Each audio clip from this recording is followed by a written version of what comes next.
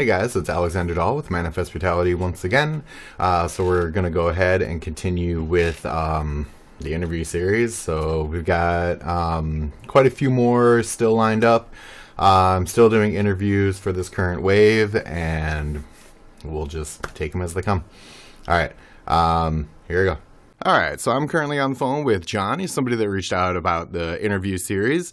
So I'm going to go ahead and give him the chance to introduce himself. Hey everybody, my name is John Leibel. I play guitar and write songs for numerous projects, but we'll get into that in about a minute.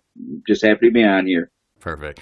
So tell me a bit about how you first identified with music. What was it about music and the way that it came into your life that made you realize it was something that you wanted to pursue and be a part of and have in your life? Music is one of those things that hit me at a really young age, and the first time I started listening to it, I was just blown away. Like drop everything.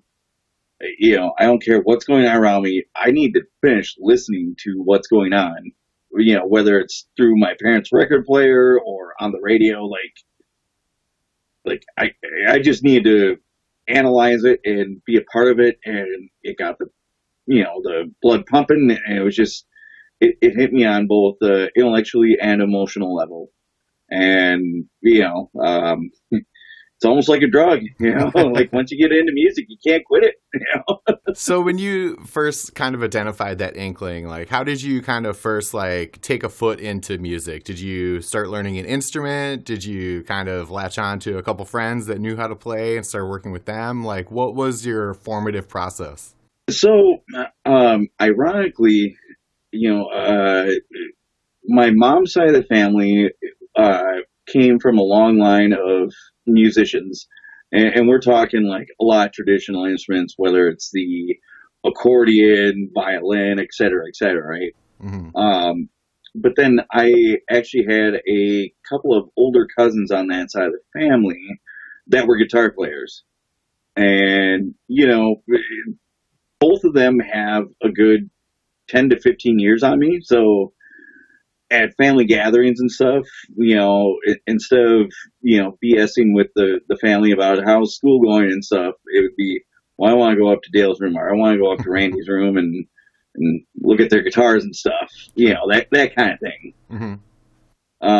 But I didn't formally start playing until I was 14. And it was one of those deals like, I had the one side of the family that was very oriented with music, but then the other side of the family was very oriented with like sports, hunting, fishing, and when you're a kid in school and stuff, it's you kind of have time for one or the other, and I got more time pushed towards being a high school wrestler and stuff like that. Mm-hmm. And going on the hunting trips then, which, instead of playing guitar, which I wish I should have done, I wish I would have started at 6, because then I'd, be able to pull off some of the big bay licks. Mm-hmm. Right. Yeah. So when did you actually kind of break away from that routine and be able to kind of establish yourself and make time to, work on music? Did you eventually pick up guitar? It started off as what I call a fast and then slow and then fast again process. Mm-hmm. I put in the money to save up to buy my own instrument at 14, and I was taking lessons, and there was the high school bands, and actually one of my history teachers was very supportive. In fact, at the 11th grade talent show, our lead singer got stage fright and quit, about 20 minutes before we were supposed to go on. No. Luckily, we were doing a Metallica cover, mm-hmm. and, it was a real simple song, Of Wolf and Man. That's real straightforward. Mm-hmm. The history teacher, his name's Glenn Hansen, he used to teach at Tartan, but now he's down in Farmington, mm-hmm. sings with the Minnesota Opera. Okay. But he's also a metalhead. Very cool. So he's like, yeah, I'll help you out, kids. And it was just a cool experience because he literally like put on a wig and a fake beard, and he's like, he came up with wearing this like scorpion shirt. He's like, I am Klaus. I just transferred to Taunton High School. Like it was a riot. Cool. So that was so I was starting to go in that direction. But then obviously, with high school, it's, hey, what are you going to do for a living? You got to go to college, all that kind of stuff. Mm-hmm. So the bandmates that I had were all going off to college out of state. Okay. And I was like, okay, well, I kind of got to start over, I guess. Mm-hmm. And by the time I hit 20, I was, working 3 jobs, barely had time to pick up the instrument, but then I was diagnosed with cancer. Oh, no. And because of that, I had to move back home, and chemotherapy and radiation is a arduous process. But I took that opportunity to practice. Mm-hmm. Practice, right? Sure. And by the time I was coming to the tail end of my treatment, right before I turned 21, I found an ad on actually TwinCiesBackpages.com. I don't know if that's still a thing anymore, but I don't know. I want to say it is, but I have no idea what the current state of things. Yeah. And so the kind of stuff I'm into is old school. Mm-hmm. I'm a big old school guy. So I saw this ad for co-lead guitar player, cover band, mainly plays Iron Maiden and Judas Priest. I was like, oh my God, this is right up my alley. Mm-hmm. What's the worst that can happen? I'll show up and audition. They say, no, get out of here, kid, right? Right. Well, it wasn't no get out of here, kid. It was, hey, when you came to practice, we understand that you're still doing some radiation and stuff, but can you do gigs? And, so we kind of started working from that.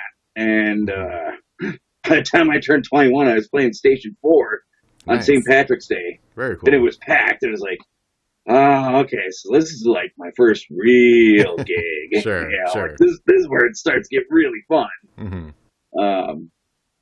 So yeah, from there it went on to forming. I left that band and because I got into writing music and I was like, well, this is so much fun.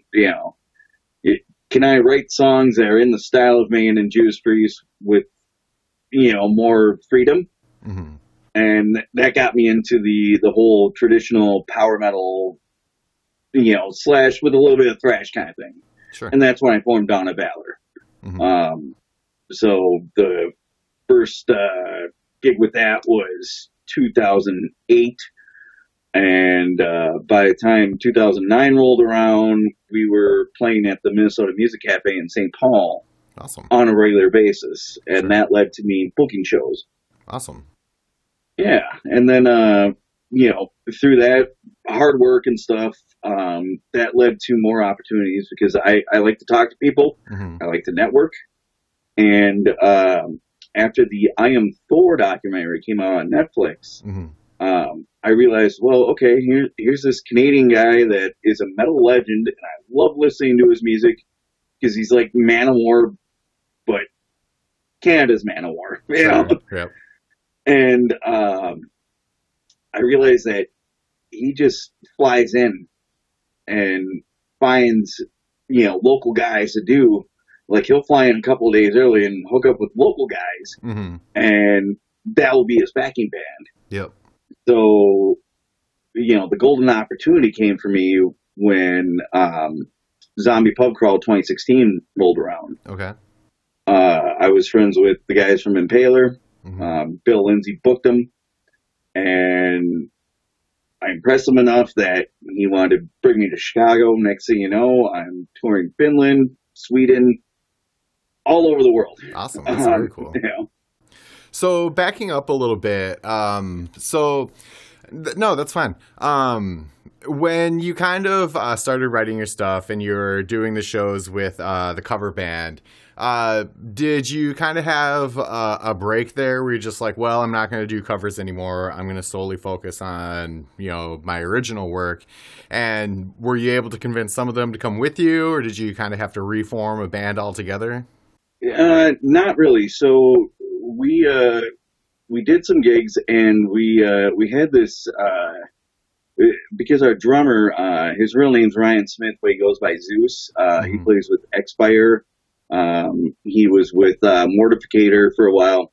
Um, he was friends with this old band called Archangel, and I was recruited to be their guitar player. It's like, well, this is my first crack at doing original music, but it was like gothy electronic type stuff, and it's Mm-hmm. like, well, it gets me on stage, but I'm not. That's not where my heart is. Right.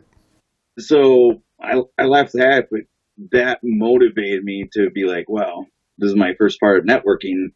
Because I would talk to the bartenders, I would talk to the security guards, and Mm-hmm. just kind of do what I could to put myself out there. Sure. So it was like, well, I think I kind of have the confidence now to put something together and get some of my friends to start playing original stuff. Mm-hmm. And ironically, when I was doing the high school wrestling stuff, when I stopped doing that, Mm-hmm. right before I went to college, right before I got sick, I started getting into the pro wrestling stuff, Okay. and I started working indie matches, Mm-hmm. and I made some friends that way. And those were, the other guitar player was the first guy I brought along with me to, when I started forming Dawn of Valor. Sure. Very cool. And then, as far as that lineup goes, it's been a revolving door of Mm-hmm. drummers here and there, but we now have the core back together. Nice. So it's we played last February right before all this Right. COVID stuff hit, and it's like, all right, well, it feels good being on stage with these guys again, so let's get after it. That seems to be one of the challenges for like keeping a band together is like, it's hard to find the people that are going to stay with the commitment and then like also like, stay the long haul too. Yeah. It seems like there's a lot of people that kind of jump band to band sort of thing. Oh yeah. I've played with plenty of guys who are, playing in 2, 3, 4 projects at once. Mm-hmm, mm-hmm. Yeah. So jumping forward, you said you did some European tours, toured around the States.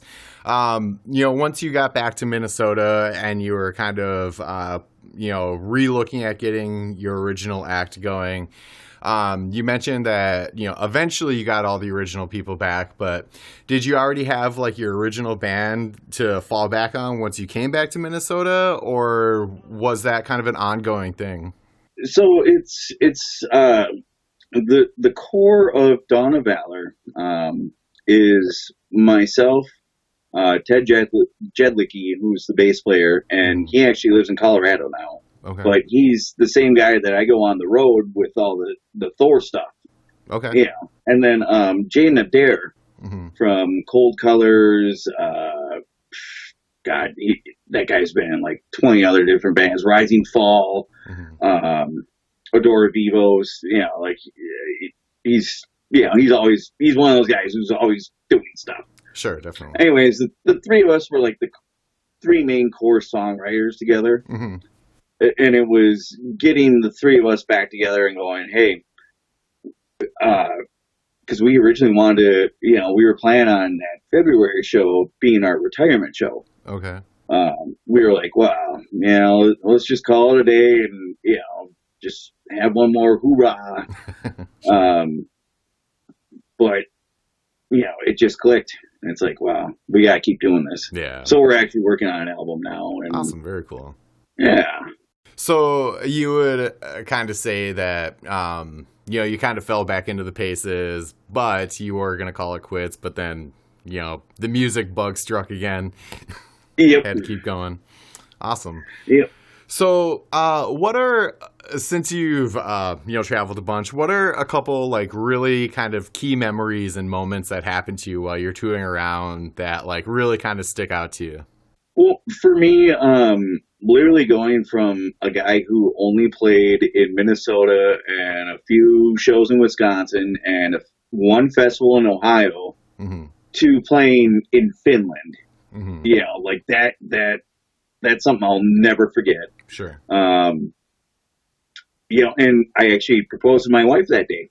Nice. Um, she was like, "Oh, John, you look real pale, nervous, and stuff." And the rest of the band knew that I was going to propose. Like, Mm-hmm. knew why I was acting, a Sure. little off. Well, I assume it went well because you did call her your wife.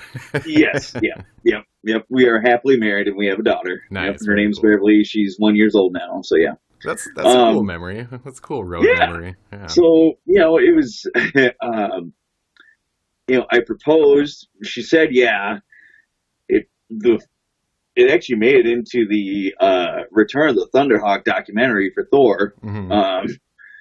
And then not even 2 minutes after that, we were called on stage to do sound check. Nice. But then that was also the same festival that I got to meet the guys from Testament, and I got to sit down and hang out with Alex Skolnick. And as a guitar player, Mm-hmm. I mean, that's like, oh my God. Yeah, that's fucking awesome. So Yeah. you're actually the second person that I've interviewed that has toured with Thor, and the other one was okay. Will Maravellis. Yep. So yeah, and I've known Will for well over a decade now. I met him because we worked at competing music stores. Okay. I was at Music Around Woodbury. He was at Guitar Center in Oakdale. Gotcha. Okay. And we were both sent by our bosses at the time to shop the other stores for prices. Okay. But we were both like, management is stupid. Hey, you have long hair. I noticed you have long hair too. You like metal. Yes, I do. Let's become friends. Right. And I mean, I've recorded a lot of the Thor stuff, the Dawn of Valor stuff, and then my other, my parody project, Discount Steel, Mm-hmm. which is kind of like Minnesota's version of Steel Panther. Mm-hmm. He goes by the stage name of Will E. Bonachik. Nice. So yeah, and Will was a part of my wedding party. He came with me to Vegas for my bachelor party and stuff. So yeah. Yeah, it was very cool. I go way back with him. Awesome. Yep. So, what kind of stuff are you working on now? You said you're in the process of writing an album. Like, what are your hopes for that? How long do you think that's going to take? And like, once it is finished and released, like, where would you like to see that go? So actually, the Thor album, the masters were turned in right before January 1st. So that's going to be coming out in May, and that's going to have a vinyl release, and that actually has some big shots. On the songs that I wrote, I have Ross Boss from Manowar playing guitar. Oh, nice. Bjorn, lead singer of Soilwork and Nightflight Orchestra on another one. Sean Peck from Cage, Death Dealer, etc. Mm-hmm. And then Nino Oswega and Ty Christian from Lords of the Triumph and Sound of Thunder. Awesome. And then Chris Holmes from Wasp. Oh, very cool.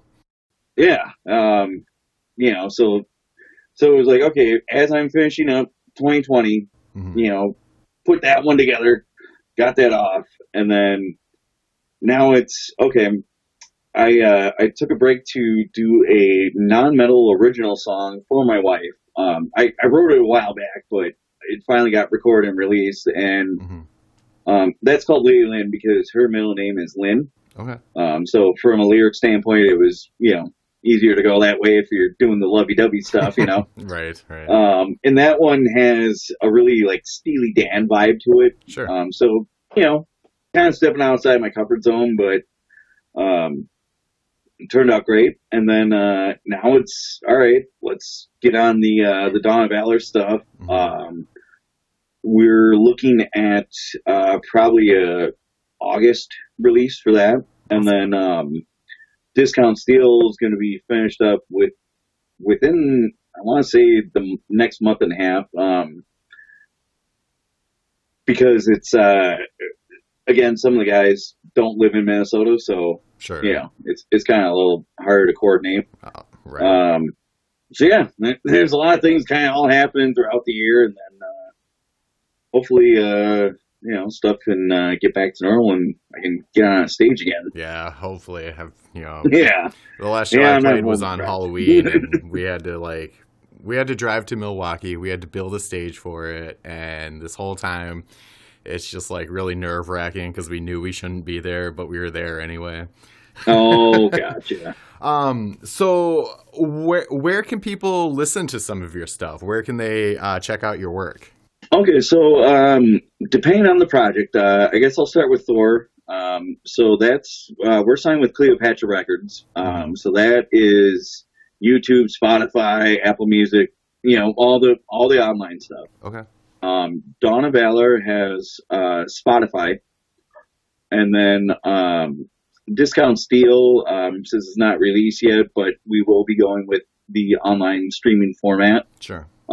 So again, that will be on Spotify, et cetera, et cetera. And then for the solo song that I did for my wife, Lady Lynn, that's on everything. I actually set up a one-page website. So if you go herenow.com, or sorry, John Leibel /herenow.com, Mm-hmm. it brings you to a one page. And my wife actually designed the logo, which totally had that retro old school feel. Mm-hmm. Big hunk of cheese, just the way I like it.